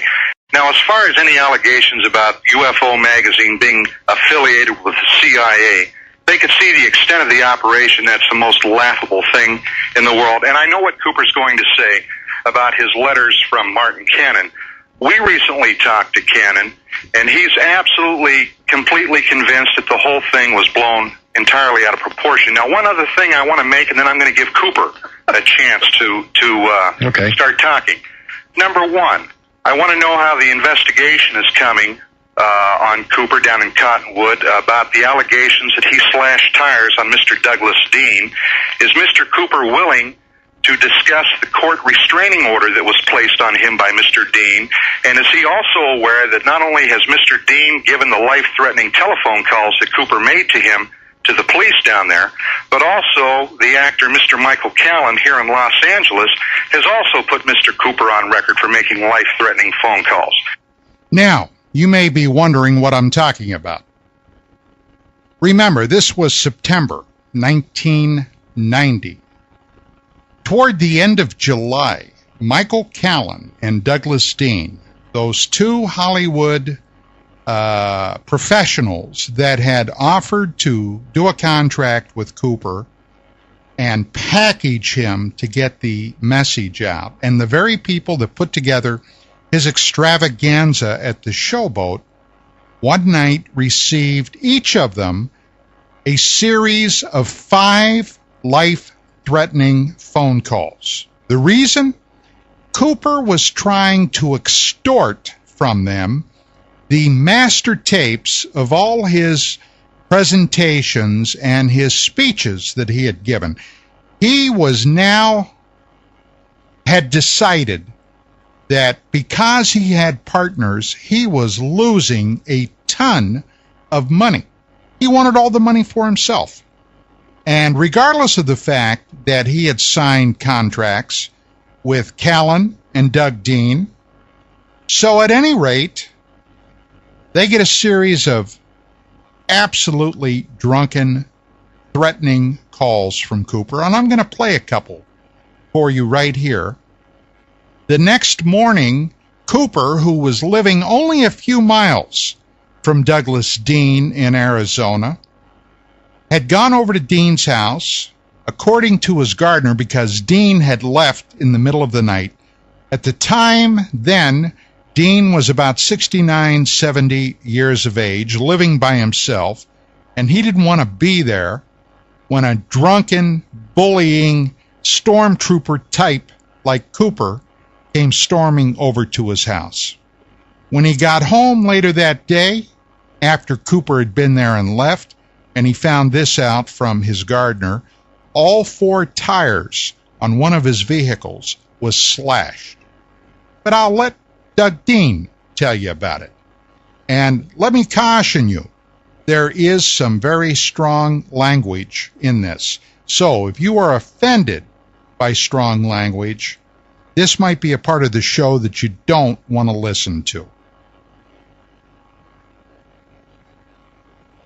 Weakest spot and be successful.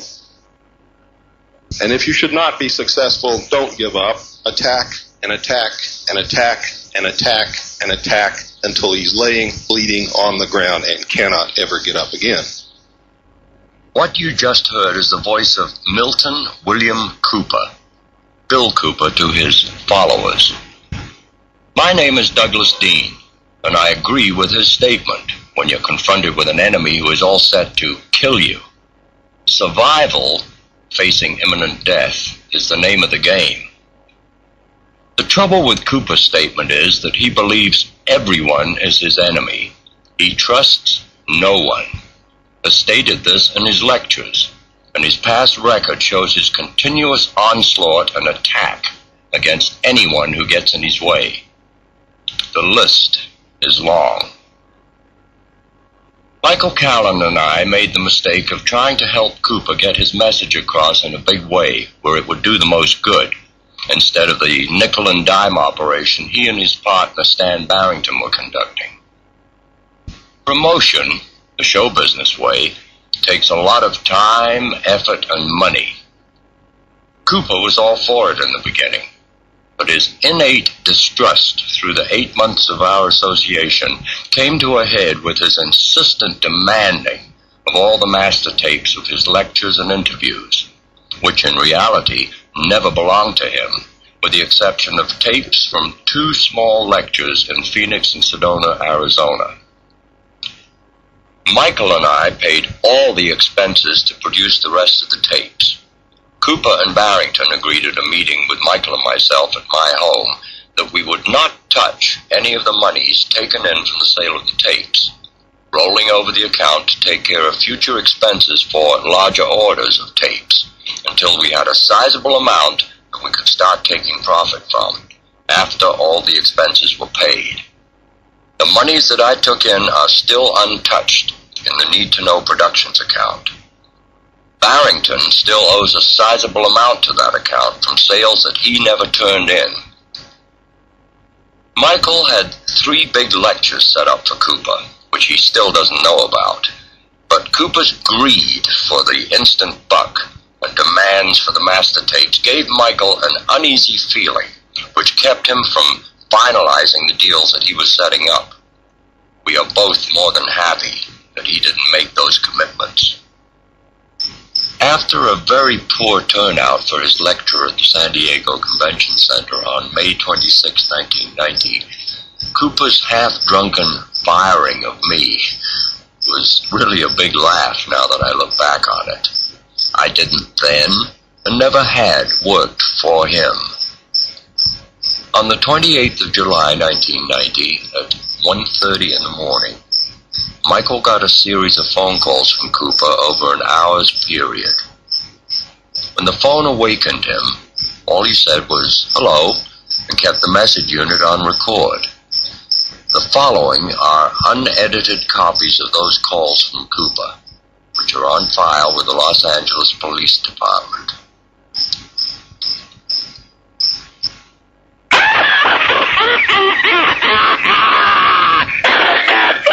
Somebody done sold me your knees, and I'm coming to get them. I'm coming to get those knees, man. I'm gonna break them motherfuckers. I mean, 5 million fucking pieces.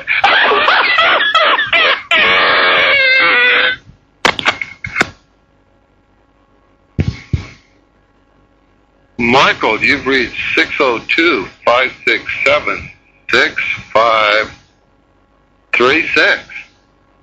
This is Bill, your old partner, and I just wanted to let you know that John Hart, one of the richest men in America, has assigned me some bodyguards and some security personnel, and he's really looking out after my interest.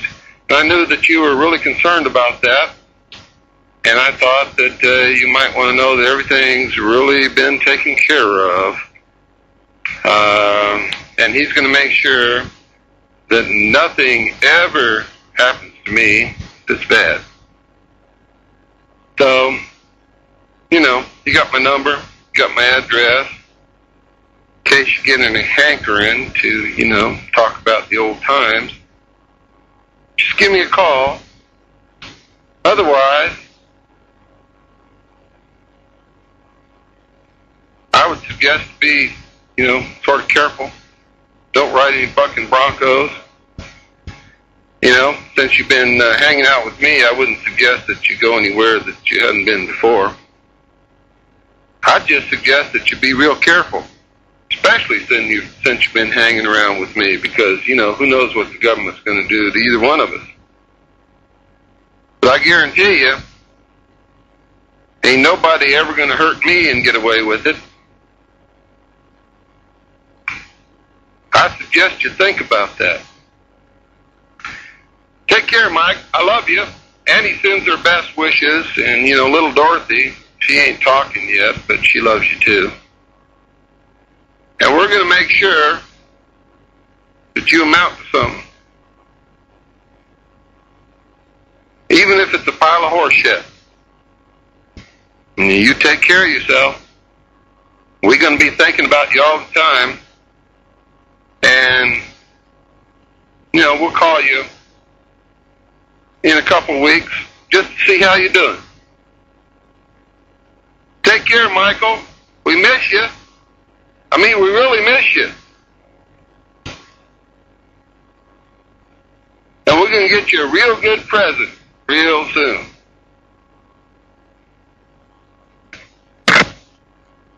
Yeah. Bill Cooper jumping into the jug. Now, there are a number of other phone messages he left that night. Doug Dean ended up calling the sheriff's department. They took his call. They ended up coming out the next day. They investigated the slashed tires, and I will state for the record that they were never able to definitively pin that on Cooper. But Dean, as I said, was a man at the time, 69, 70 years of age. And I'm going to play just one last phone message he left to show you truly what a despicable man this was. This is Cooper, by now really intoxicated, calling up Doug Dean sometime in the wee hours of the morning. You dumb son of a bitch. If you don't straighten things out, you're the dumbest son of a bitch that ever lived. In fact, you may not even live. So, what are you going to do with somebody like that? We refuse to be intimidated by this guy. Personally, on a personal level, I would have loved it if he would have confronted me somewhere. But the man knew better, because I would have gone off on him like a proverbial 4th of July fireworks display. But when he was at the other end of the phone, the guy was real brave, real tough. This is some more of that Goodman debate. The wee hours of September the 27th, 1990.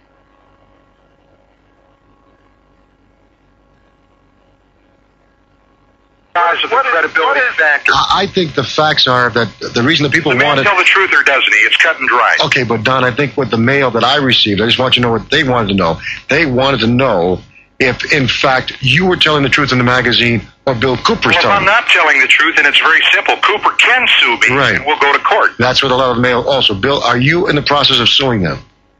Well, if you'd gotten my newsletter number 6, you would have seen that because of what UFO Magazine has done, I now have more speaking engagements than I've ever had in my life. Well, that's a nice issue number 6. I encourage Vicki Cooper and Don Ecker to continue, because now people who never heard my name before want me to come and talk in their town. Now that's my point, Billy. But that's we were still in Las Vegas, and I tried to go on head-to-head with Mr. Cooper, and he stated that he already had a legal suit filed. Right. Now, I rest wait a minute. I called Billy Goodman back and told him that I would be willing to go on with you that Saturday. That's right. Billy said that you were then not willing.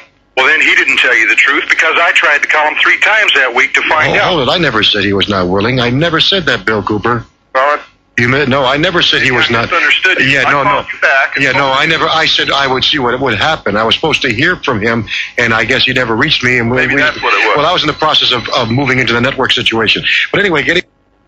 Oh, yeah. So. Or did he not belong on a... So.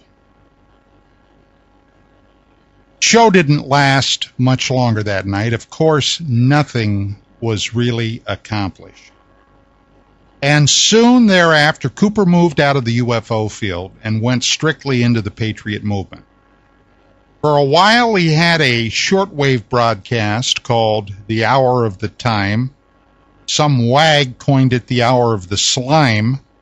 But be that as it may, Cooper had a rather mixed review in all circles across the United States.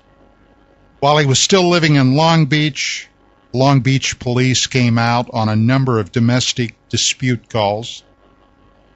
I really felt sorry for the woman he was married to at the time. He had married a Chinese woman, brought her over here, and I had met her one time very briefly back in 1988. And Cooper would get liquored up, and whatever demons he was fighting, whether it was the demons in a bottle or the demons in his head, he would take it out on this woman. She eventually left him. By 2000, he was living down in Ecker, Arizona, and several warrants were out after him. Now, Cooper had a website, and he used to have periodic updates up there on the government coming to get him, and he claimed that he would meet any government agent or police officer with armed resistance. Now, remember, this was a few short years after the debacle at Waco, Texas, under Janet Reno, with the mass killing of over 80, almost 100 people at the Branch Davidian compound. And undoubtedly, the feds were fearful that another showdown like that would end up in another major shootout. But the warrants that Cooper had at that time hanging over his head included tax evasion, included bank defrauding, and the guy was just, quite frankly, a rather unpleasant character to be around. Just before he was killed in the shootout with police, a man had been driving by Cooper's property. Apparently, he either pulled into the property to turn around or something, but Cooper came storming out of his house, jumped in his vehicle, chased this man down, forced him off the road, and pulled him out of his car at gunpoint. The man happened to be a local medical doctor, an MD. As soon as he was able to get out of there, he contacted the police. The sheriff's department knew who Cooper was, and they knew that he had a reputation for being just a little dangerous. So that night, they came out, a SWAT team, surrounded his house. Then a couple of deputies jumped in a pickup truck, like a couple of teenagers, and were running around on his property. And Cooper heard them and came storming out. Jumped in his vehicle, went chasing down there after them. He was armed.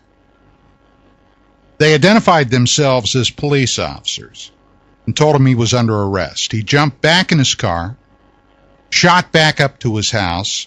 One officer jumped out in front of him, and he almost ran him down. The man was only able to get away by jumping out of the way. And upon getting to his house, he jumped out of his car. Another police officer popped out, screamed at him to halt. Cooper fired his weapon, striking this policeman in the head. The man was a Desert Shield veteran, former Marine, and the last I heard, he was still in very bad shape, although thank God he didn't die. The police immediately returned fire. Cooper was killed. Should have been the end of the story. Unfortunately, it's not. There are still people out there that think that Bill Cooper was the real deal. I wrote an obituary for him for UFO magazine.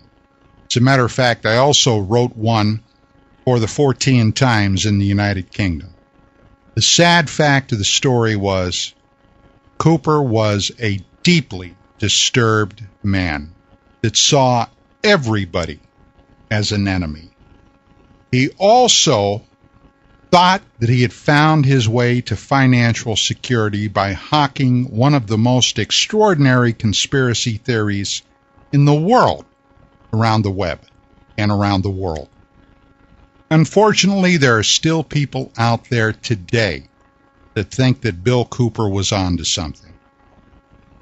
Well, my final word on it, the only thing Bill Cooper was on was a fifth of Chivas Regal. Hey, sad story. And there will be those people that probably go to their grave thinking he was the real deal. That's it for this edition of Dark Matters Radio. My name is Don Ecker. I'm your host, and soon we're going to be coming at you live.